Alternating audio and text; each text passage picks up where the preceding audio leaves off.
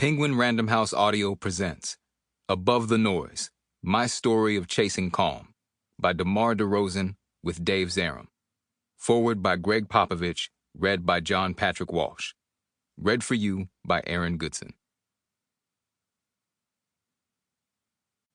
To my father, Frank DeRozan, the man who made me who I am. This depression get the best of me.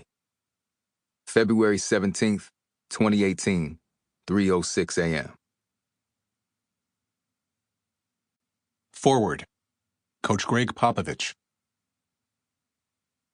I became personally involved with DeMar when we traded for him and brought him to the San Antonio Spurs in 2018. He was devastated at the time for a variety of reasons. And upon his arrival, it was obvious to me he was in need of a safe space to believe the world could be just and fair once again. His story is one of adaptability, courage, and love. Just ask his family, especially his children, who are truly his passion. DeMar DeRozan spent his young days trying to be a kid, avoiding danger and carefully existing in Compton, California. This young boy was experiencing his world with an innocence that belied reality, and soon morphed into a realization that danger abounds everywhere, and survival became an all-consuming effort. Most of us have no idea how that world shapes a perspective on life and what harm it can do over time. Amidst the influences present, many of which are not conducive to a life of order, safety, and success, one learns that the childhood world of simple play and joy may just be a myth that needs adjustment and a heavy dose of reality. DeMar came to the conclusion that finding an inner circle of people with whom he could confide, depend upon, and love was the prudent path to achieving some safety and peace. He witnessed too much of what no one would wish for anyone. But he figured out the decisions and choices that had to be made to help escape what many could not. In this regard, certain family members, mentors, and coaches helped him navigate his path. Without them, he very likely could have ended up like others in hopeless situations, incarcerated, or dead. This story of persistent effort on his part to rise above is compelling and important, for it was not without a price. As DeMar found basketball and understood the vehicle it could be for an escape, he bore down and became an NBA star. His life experiences remained, of course, and his thoughts of how he could have achieved so much, in spite of the chaos and dangers, would linger. The pressure to stay the course, as so many he knew were unable to do, and meet the expectations of others, was a constant mental strain. He knew very well that many depended upon him, both fairly and unfairly. He was quite brave in openly speaking about what would be a topic too often avoided: depression. His was and is real, a condition mostly hidden, especially by people in the public eye. We now know what a problem this is for millions of people across the nation, and his willingness to be transparent speaks volumes about his character, which exudes a love that is tangible for all to see. He has actively pursued an understanding of this malady and endured with grace and success in a world of debilitating expectations. DeMar has been able to maintain relationships with family members, teammates, coaches, and friends who support him, and he has given them, in return, empathy, calm, and love. His improbable success in dealing with his past and present will be tested once again when he decides to leave the court and pursue the next chapter in his life. Prelude. I pull up to the parking lot of Looters Park Community Center in Compton with my dad, who's wearing my jersey. The nameplate on the back proudly reads DeRozan Dad, and my firstborn daughter, DR, who's 4 years old at the time. It's 2017, and I recently wrapped up my 8th NBA season with the Toronto Raptors and 3rd as an All-Star. I'm back for a ceremony to name the indoor court at the rec center the DeMar DeRozan Gymnasium, a huge honor and a chance to spend some time with kids in the community. As badly as I wanted to better my situation, I've always been fiercely loyal to the place that raised me. To give back and be an example for the kids back home meant the world to me. It was bigger than basketball. Luders Park is a couple miles northwest of where I grew up. It famously has an outdoor swimming pool surrounded by a barbed wire fence so people can't sneak in, and a large playground out front. I used to play in a basketball league there once a week during the summers when I was a kid. But outside of that, I've been taught to avoid Luders Park. That was blood territory. After the ceremony wraps, I chat with a group of kids who've attended the free basketball camps I hold in Compton each summer.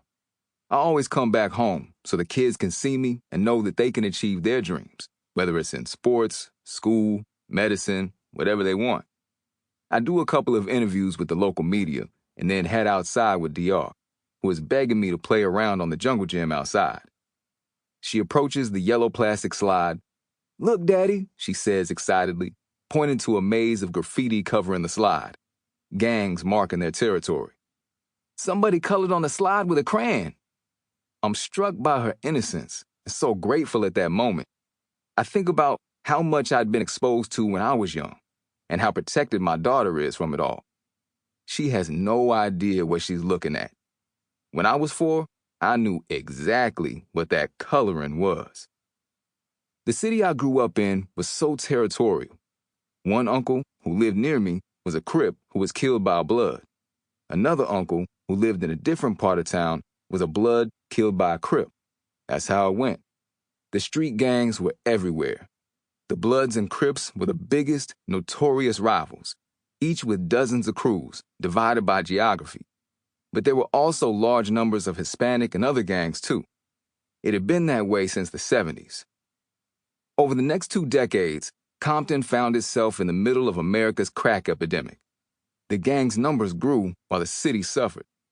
I remember once reading a statistic about how there was something like 45 different Crip gangs in LA in the 70s and more than 200 now, with more than 17,000 members in this city alone. Same story with the Bloods. Where I was raised, damn near the whole neighborhood was Crips, including some of my best friends and closest family members. Growing up, it was all I knew.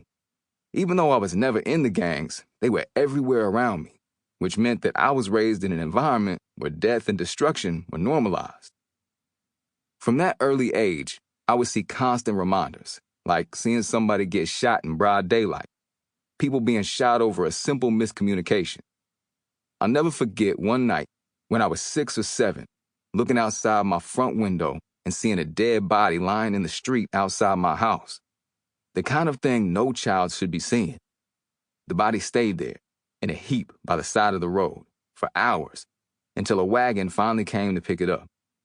I'd hear sirens and helicopters at all hours, and at night, I'd watch the floodlights from the choppers lighten up the entire block like some sort of UFO up in the sky. The sound of gunshots was as everyday as the sight of the sun. It was such a part of our daily lives that you don't even react.